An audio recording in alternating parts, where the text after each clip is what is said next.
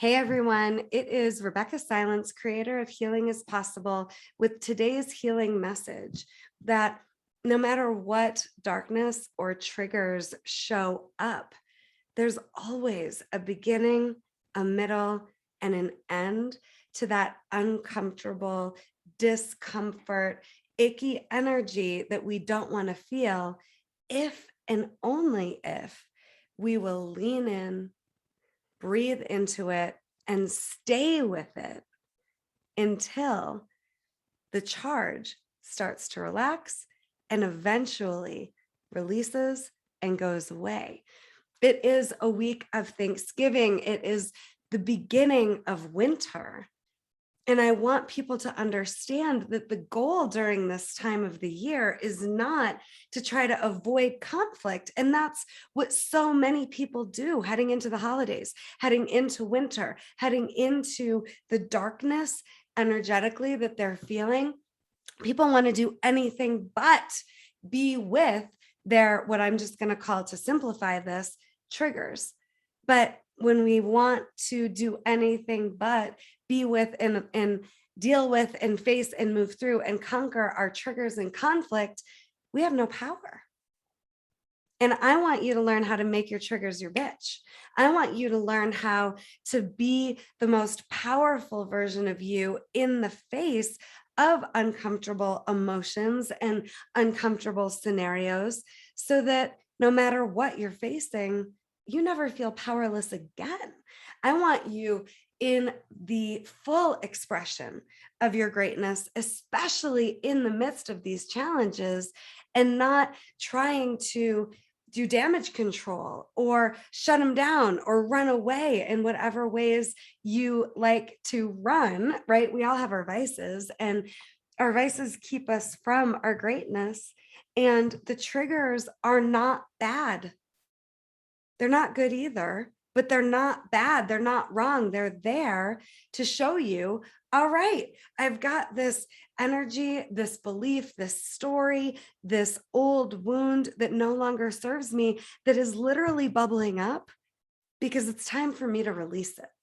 It's literally here because my life is safe enough for me to face it and deal with it. And our triggers, they really and truly do run our lives. I want you to think about what I'm saying. Your triggers, the things in you, the things in others that get you feeling shaken, those triggers become patterns that run your life in different costumes, in different flavors, with different characters, until you take on being willing to be with them, leaning in, breathing in, sitting in it, as long as it takes, again, for that energy to start to relax.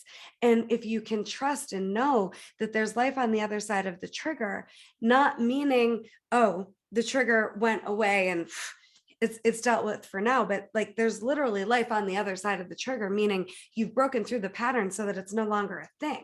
So for example, I, for so many years, had this very deep fear of being too much. And that fear of being too much would almost have me in this fake masculine, bossy, controlling way of trying to manage the triggers and the fear of being too much, that only created more evidence within myself that I was too much, and kind of trained everybody else that I was a lot at the same time. And I am a lot. I mean, I'm not pretending like I'm not an intense person with a big energy and big dreams and big ideas. And I'm really wanting big impact in this lifetime around helping people along on a mission of hope and healing with me that want it. But when I had this trigger of being too much, the unhealed parts of me proved it right, created more of an experience of it. And it just kept getting bigger and bigger and bigger and bigger until, you know, really learning how to be with that fear of being too much so I could calm down and just be all of who I am. And there's a big difference. All of who I am is a lot. You know, one of my best friends, when she first met my husband 10 or 11 years ago, she asked me, she goes, Bex, does he know how intense you are?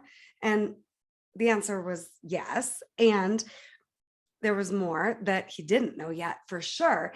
But see, when we're afraid of these triggers, or when we're afraid of the parts of ourselves that we don't think the world can handle, we just create a self-inflicted hell and prison that keeps us disconnected, instead of allowing ourselves to risk being all of who we are and letting the chips fall. And knowing when we're all of who we are with the best of intentions, yeah, the chips are going to fall. We will still get misunderstood, misinterpreted, criticized, all those things. But when we can know who we are from a place of confidently embracing that our intentions are good, our best is enough, and we're not afraid of the conflict or the triggers anymore. We don't necessarily have to like them, but when they show up, we're willing to be in that bring it attitude. There's so much power there, and there's so much relief, and there's so much life to live. So again, the healing message today is, it is possible for you to make your triggers your bitch, and it is possible for you to learn how to relax into them so that you can experience life on the other side. If you want more support with this, follow me on Instagram, Rebeccah Silence.